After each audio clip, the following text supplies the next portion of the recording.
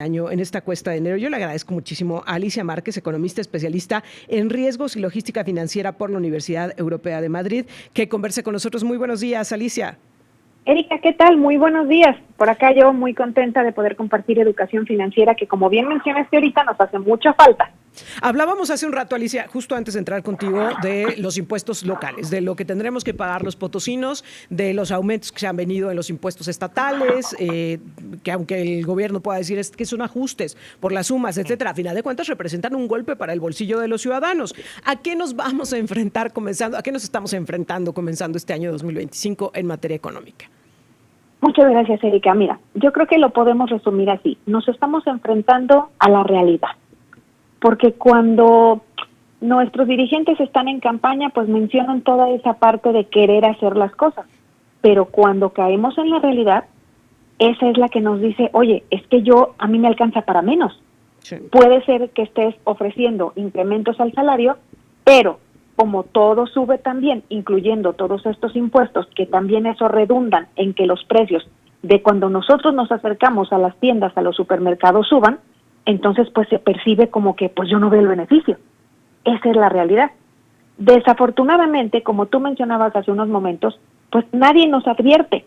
Pareciera que todo se habla muy bonito de una transición, de una situación, de querer mejorar, pero nadie nos advirtió de cómo iban a ser este tipo de incrementos o este tipo de impuestos, y peor aún, a qué iban a redundar, porque uno puede escuchar que se incrementó un impuesto en tal cosa, pero realmente eso redunda en que en la cadena alimenticia, en la parte donde yo ya voy a comprar mis cosas para comer, es cuando decimos, oye, es que se incrementó tal cosa, en el transporte, claro, en la gasolina, ahí es donde pega. Entonces, en la parte económica, ¿qué es lo que siempre recomendamos los economistas o los financieros? Que independientemente de lo que decidan estas autoridades y si nos avisaron o no, nosotros sabemos que esto siempre ocurre, Erika. Lo ideal es que hubiéramos hecho algún tipo de presupuesto. La mayoría de las veces no lo hicimos porque no estamos esperando este tipo de incrementos. Aquí lo recomendable es, como familia, yo entiendo que siempre tenemos cabezas de familia, es decir, puede ser que mamá, papá o algún otro miembro de la familia aporten en el ingreso familiar. Bueno, pues lo ideal es que aquellos que aporten en el ingreso, sea uno, sean dos, sean tres o más, nos sentemos en una hoja en blanco y empecemos a poner el presupuesto. ¿Qué significa el presupuesto? Es decir, a ver, anteriormente, vamos a suponer noviembre, diciembre, ¿cuál era nuestro gasto regular? Y aquí la hoja en blanco, ahí te va para qué es. La partimos a la mitad, la podemos doblar para que ya quede partida a la mitad, y del lado izquierdo vamos a poner lo que normalmente gastábamos en noviembre o en diciembre, sí, en los 5 aspectos más importantes de la supervivencia de las familias. Ahí te va. El primero es vivienda y servicios. Vamos a poner lo que ya gastábamos de vivienda y servicios y del lado derecho lo que vamos a gastar ahora. Vamos a poner un ejemplo. Si antes yo gastaba en renta, en hipoteca, cierta cantidad más cierta cantidad en servicios, vamos a ponerle 8,000 pesos. Ya con servicios básicos, Erika, sí, es la luz, el gas, el agua, el internet y los celulares. Ese tipo de servicios son básicos porque son los indispensables para la vida. Si te fijas, ya estamos metiendo comunicación. Sí, entonces, internet, exacto. Aquí no están incluidos el cable ni las plataformas de streaming porque no son servicios básicos, no son indispensables. Y eso es lo que tenemos que hacer, identificar qué sí es indispensable para la vida. Entonces, rubro número 1, vivienda y servicios. Rubro número 2, alimentación programada. ¿Qué significa alimentación programada? El súper, el mercado, la tiendita, las verduras, la carnicería. No se deben incluir comidas fuera de casa. Eso tampoco es indispensable. Entonces, rubro 2, alimentación programada. Rubro 3, transporte. Todo lo que tenga que ver con transporte. Tengo que hacer pago de coche, lo pongo. Tengo que gastar gasolina, lo pongo. Tengo que gastar transporte público, lo pongo. Cuarto rubro, salud. Eso es indispensable. Alice, mi familia necesita algún tipo de terapia emocional, terapia física, terapia nutricional, se incluye. Algún miembro de mi familia necesita algún tratamiento específico donde se incluye una consulta, un estudio, dentista, un medicamento. Oftalmólogo, todo lo que sabemos, ¿no? Exacto. Y ahí te va, ¿por qué? Tiene sentido. Nosotros decimos, a ver, ¿de dónde vienen nuestros ingresos? Puede ser de nuestro empleo, puede ser nuestro negocio. La realidad es que el generador principal de los ingresos somos nosotros, Erika.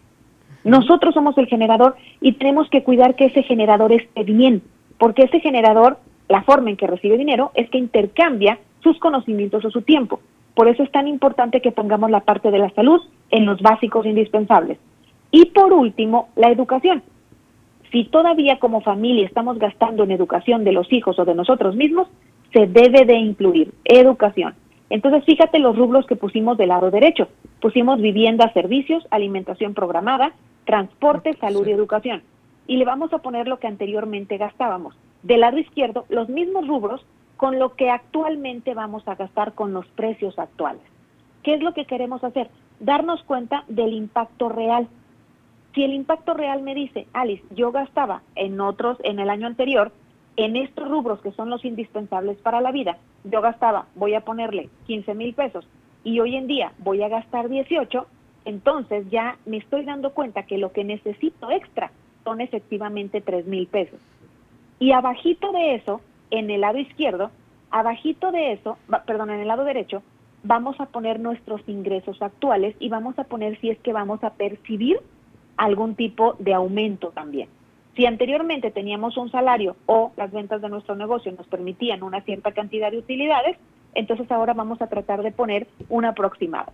¿Sabes qué, Alice? Ya nos informaron que sí vamos a tener un aumento, sí va a ser por lo menos el aumento de ley, el que ya se estableció, o bien sé que en estas fechas se prevé algún tipo de incremento en las ventas y ganancias de mi negocio, entonces lo voy a poner. Lo que estamos tratando de hacer es que darnos claridad, que no solo se sienta el, híjole, pues todo aumentó y yo ya gasté más y ya no sé cómo le hice o cómo le voy a hacer e irnos a la última alternativa que es la que no debe de ser, que es endeudarnos. Sí.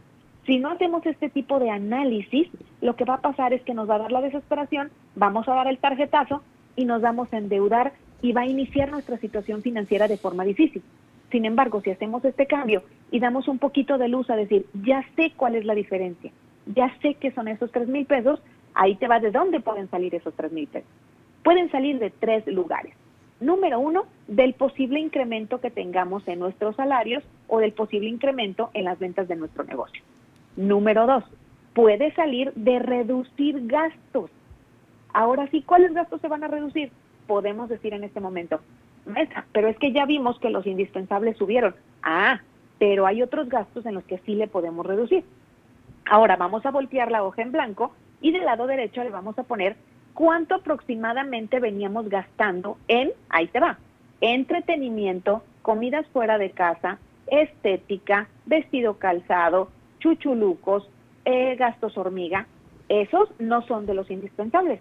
Y si ahí le ponemos, híjole, pues yo me permitía por ahí 500 pesos en comidas fuera de casa el fin de semana que se convertían en 2,000, y en entretenimiento y diversión me permitía a lo mejor una ida a un concierto, una ida a un barecito, y ahí se va a hacer una lista. Y si yo tenía pensado o anteriormente gastaba, voy a poner una cantidad, 5,000 pesos en todos estos rubros en meses pasados, entonces no quiere decir que me vaya a privar de por vida de todo esto, pero sí podemos decir, le voy a reducir un 20%. En lugar de gastarme 5,000, me voy a gastar 4,000 pesos. Y esos 1,000 de diferencia los voy a sumar a la parte de donde se va a tomar el incremento que ya vimos que era de 3,000. Entonces, te fijas, llevamos dos fuentes: posible incremento de sueldo o incremento en las ventas de nuestro negocio, posible reducción de todo lo que son los gastos que no son indispensables, y ahí viene el tercero y bien importante, el incremento de una fuente de ingresos. La mayoría de nosotros pensamos que es suficiente tener una sola fuente de ingresos y nuestra economía nos va empujando y nos va diciendo que ya no es suficiente, ni siquiera por supervivencia, sino por prevención. Todos sabemos que estamos expuestos, somos vulnerables. Ya nos pasó en la pandemia, llegó la pandemia y la mayoría teníamos solamente una fuente de ingresos y la cosa se complicó. Aquí en México tenemos ese refrán, ¿no? Cuando se ahoga el niño, tapamos el pozo. El niño ya se nos ahogó, ya vino el COVID y ya nos enseñó. Por lo tanto, ahora hay que tapar el pocito. ¿Qué significa eso? Que tenemos que aprender a generar una fuente de ingresos. Ojo aquí, porque no estoy diciendo como me dicen mis alumnos, maestra, si yo ya trabajo 8 horas, ¿usted quiere que trabaje otras 8? Sí, No, claro. a ver, yo no estoy diciendo que trabajemos, pero que generemos otra fuente de ingreso. Voy a dar varios ejemplos de mis estudiantes. Venga. Uno de mis chicos el fin de semana decidió que iba a ofrecer sus servicios para cuidar pequeñitos o para cuidar adultos mayores en su comunidad. De esa actividad gana aproximadamente 400, 500 pesos al fin de semana. Otros de mis estudiantes pasean perritos en el lugar donde viven, otros se ofrecen a cortar el jardín, a lavar el coche, y son cosas que los estudiantes pueden hacer. Los adultos, tengo casos donde independientemente de su actividad normal de la semana, 2 o 3 horas a la semana los ofrecen para hacer algún tipo de servicio en la comunidad y cobran por ello. O bien buscan algún tipo de trabajo en donde solamente pueda hacer en pequeños tiempos por semana. Otro ejemplo que tengo muy clarito es que el fin de semana, que es los domingos, decidió hacer frijolitos de catálogo. Suena medio extraño, pero así es. Ella te manda por WhatsApp a todos sus vecinitos que el domingo hace frijolitos de catálogo para que tú no tengas que molestarte en hacerlos en tu casa ni gastar gas. Y los de catálogo pueden ser de los normalitos que conocemos, de los refritos, con chorizo, con tocino, con manteca, sin manteca y de cualquier otro tipo, con catálogo. Y lo que hace es que solamente el fin de semana, el domingo, te los lleva a tu casa para que tú los tengas en tu semana y eso le genera 700 pesos de ganancia por fin de semana. No necesitó de un trabajo extra de otras 8 horas diarias, simplemente de entender que vivimos en una comunidad y vivimos en una economía que es un engrane.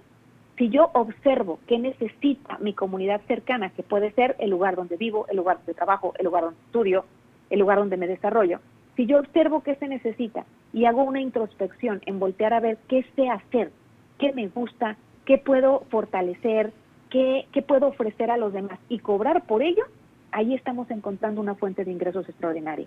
No se trata de otro trabajo, se trata de ese extra que es el que, fíjate, ¿para qué me va a ayudar?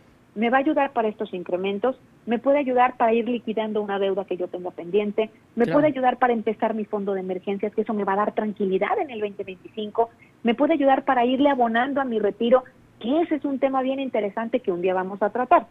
Sabemos que todos vamos para allá y si no lo prevemos, la cosa se puede complicar. Pero si te fijas, lo que estamos resumiendo es entender que independientemente de las decisiones que se hayan tomado en esas esferas, nosotros vamos a tener que absorber ese incremento. Ya no nos queda de otra. Entonces, la mejor forma de absorberlo no es solamente quejándome, sino sentándome con esa hoja y poner cuánto gastaba, cuánto ahora se va a gastar con estos incrementos, cuánto va a ser la cantidad diferente que voy a tener que absorber, empezar a identificar cómo están mis ingresos actuales, si voy a recibir algún tipo de incremento y ponernos como familia a decir, a ver, ¿cuál va a ser el incremento de quienes aportamos a la familia? Tanto. ¿Cuáles son los gastos que sí podemos reducir para absorber ese incremento? Tanto. ¿Cuáles son aquellos ingresos extraordinarios que cada uno de nosotros pudiera aportar? Tanto. Y de esa forma vamos a amortiguar el golpe tan fuerte que son estos incrementos. Si te digas, lo que se trata es aprender esta educación financiera, entender que a quien le toca hacerlo es a nosotros para no tener que sufrirlo y no sobreendeudarnos. De esta forma estaríamos iniciando un 2025 con un poquito de mayor control, Erika. Si tenemos un poquito de mayor control financiero, no vamos a resentir tanto y nos vamos a hacer un hábito. Ese hábito de estar teniendo un poquito de ingresos extraordinarios que me permitan ¿qué? Que me permitan la tranquilidad de tener un fondo de emergencia, que me permitan la seguridad de que no me tengo que sobreendeudar y que me permitan tal vez la libertad de que de ese ingresito extraordinario puedo inclusive ir abonando para las vacaciones, puedo inclusive ir abonando para esas metas cortas que yo tengo o simplemente para la tranquilidad de saber que si algo sucede como nos pasó en el COVID, puedo como familia, como persona, hacerle frente. De eso se trata, tomar la economía en las manos de nosotros y hacer este tipo de acciones para no resentir tanto el impacto de estos incrementos. Y sabes que, Alicia, lo que me encanta en esta mañana es que nos has dejado con esta sensación de que algo se puede hacer, que sí está en nuestras manos, porque generalmente partimos de la base de no me alcanza, no hay otra forma, y pareciera que la única luz en el camino es el crédito, que luego se convierte en un problema mayor. Y hoy nos has dejado, me parece, en muy buen ánimo de decir, la solución sí está en mis manos y sí puedo tener el control sobre mis propios ingresos y mis propios gastos. Te agradezco mucho que nos hayas tomado la llamada y que nos hayas compartido esto. Al contrario, muchísimas gracias a ustedes y qué bueno que lo mencionas así. Siempre hay una solución. Recordemos que en nuestro país, si volteamos hacia atrás, hemos vivido muchas crisis y como mexicanos siempre hemos salido a esas crisis. Entonces, tenemos algo que es extraordinario, imaginación, creatividad. De eso se trata también, para que podamos darle vuelta a nuestra economía y poder decir 2025 es el año que no solo voy a tomar el control de mi economía, sino voy a darle la vuelta y voy a empezar a vivir esa tranquilidad, seguridad y libertad financiera. Te agradezco mucho, Alicia, y ojalá podamos volver a conversar muy pronto. Con todo gusto, estoy a sus órdenes. Gracias por este siempre espacio de compartir educación financiera. Gracias, muy buenos días. Alicia Márquez, economista especialista en riesgos y logística financiera por la Universidad Europea de Madrid, conversando con nosotros